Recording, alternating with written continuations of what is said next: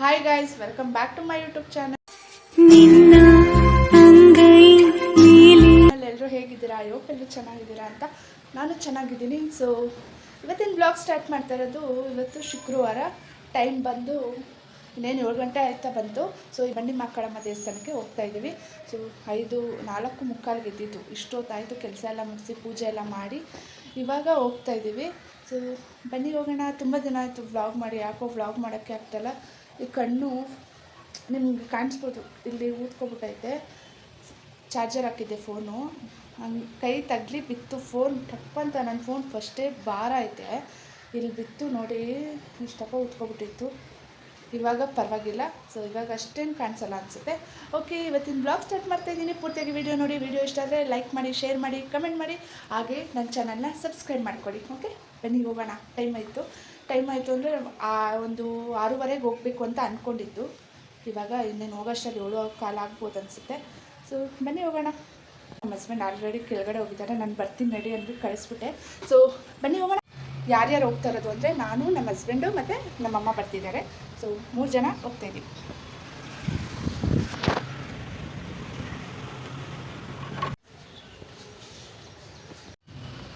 ನಮ್ಮಮ್ಮಂಗೆ weight ಇದ್ದು, ನಮ್ಮಮ್ಮ ಇನ್ನೂ ಬಂದಿಲ್ಲ. ಸೊ ಅವ್ರು ಬರೋವರೆಗೂ ಕಾಯ್ಬೇಕು.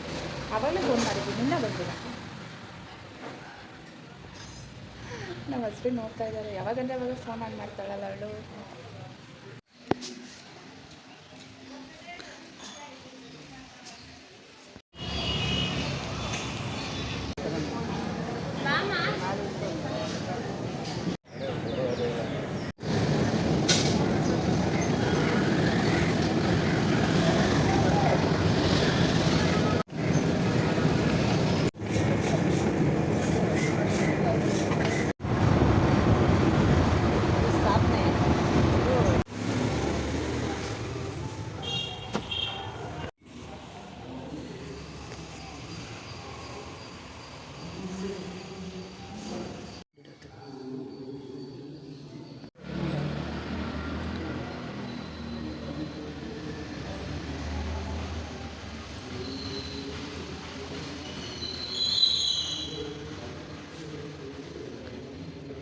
ಈ ದೇವಸ್ಥಾನ ಹಿಂದೆ ತುಂಬ ದೊಡ್ಡ ಸ್ಟೋರಿ ಇದೆ.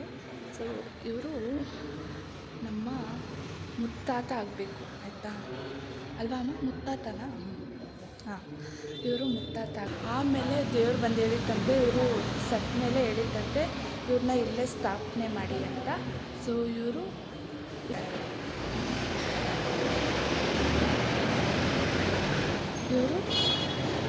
ನಮ್ಮ ಮುತ್ತಜ್ಜಿ, ಇವ್ರನ್ನೂ ಇಲ್ಲೇ ಇಟ್ಟಿದ್ದಾರೆ.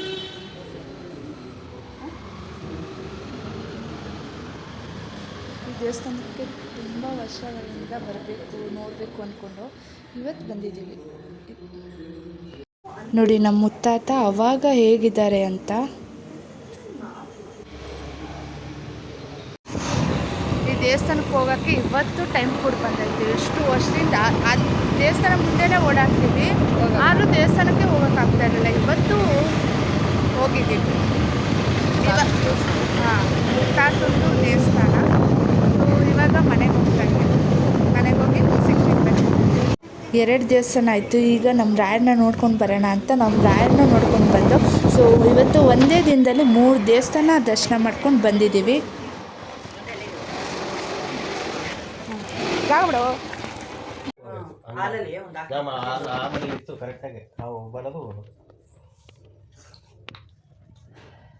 ಕಾಫಿ ಕುಡಿಯೋದು.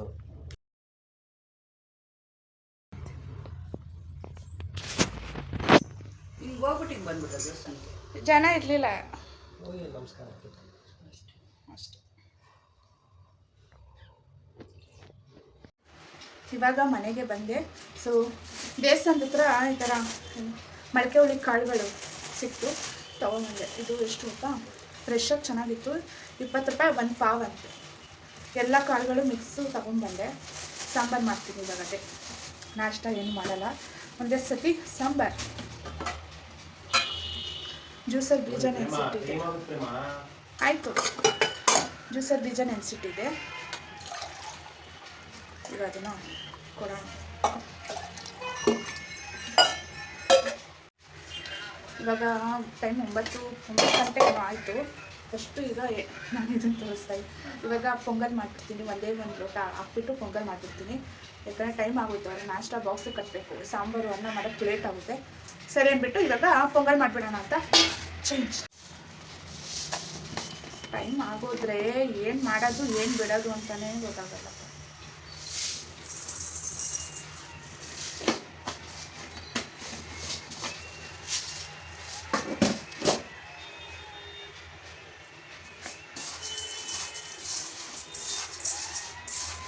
ನಾನು ಪೊಂಗಲ್ ತಿನ್ನಲ್ಲ, ಅವ್ರಿಗೆ ಮಾತ್ರ ನಾಷ್ಟಕ್ಕೆ ಬಾಕ್ಸ್ಗೆ ಮಾಡಿಬಿಡ್ತೀನಿ ಅಷ್ಟೇ. ನಾನು ಒಂದೇ ಸರ್ತಿ ಸಾಂಬಾರು ಮಾಡಿಬಿಟ್ಟು ಊಟ ಮಾಡ್ತೀನಿ. ಏನು ಮಾಡ್ತೀನಿ?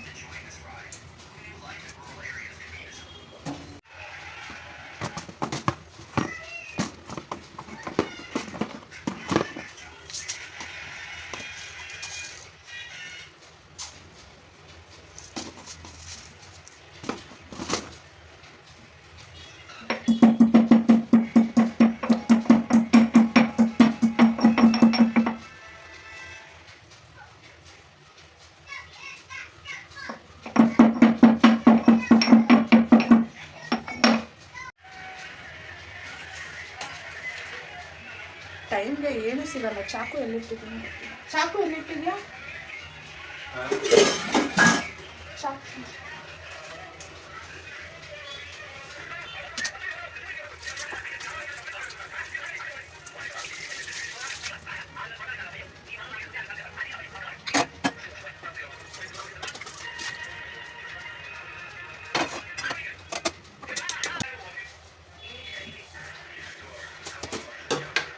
ಈ ಜ್ಯೂಸಲ್ಲಿ ಬೀಜ ನೆನೆಸಿದ್ನಲ್ಲ, ಅದಕ್ಕೆ ಸಕ್ಕರೆ ಹಾಕಿರ್ತೀನಿ, ಕರಗುತ್ತೆ ಸ್ವಲ್ಪ.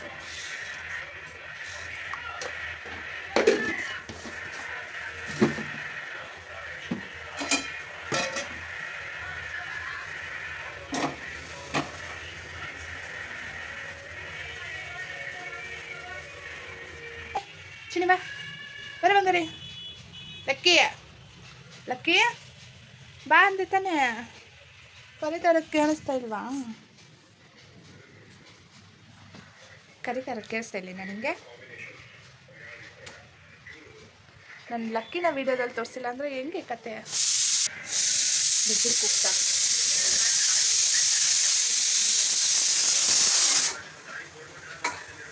ಅರ್ಜೆಂಟಿಗೆ ಮಾಡಿದ್ದೀನಿ ಪೊಂಗಲ್. ಆವಾಗಲೇ ಟೇಸ್ಟ್ ಗೊತ್ತಾ?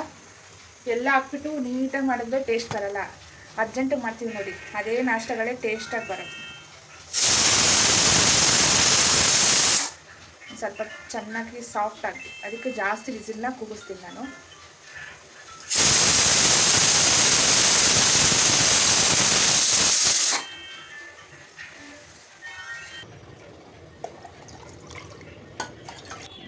ಕೊಡೋಣ, ಇನ್ನು ವಿಸಿಲ್ ಹೋಗಿಲ್ಲ ಸರಿನಾ?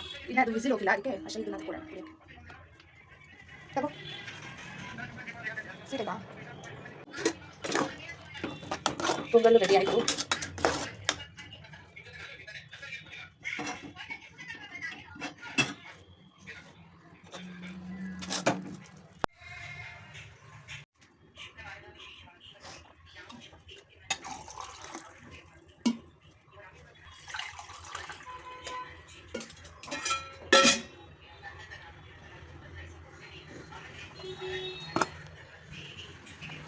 ಬೇಕಾ? ಇದಾಗಿಲ್ಲ ಪೊಂಗಲ ಬಿಸಿ ಆರಕ್ಕಿಟ್ಟು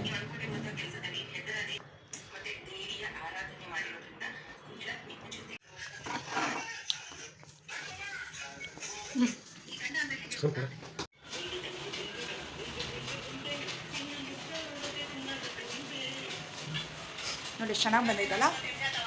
ಅರ್ಜೆಂಟ್ ಮಾಡಿದ್ರೆ ಸೂಪರ್.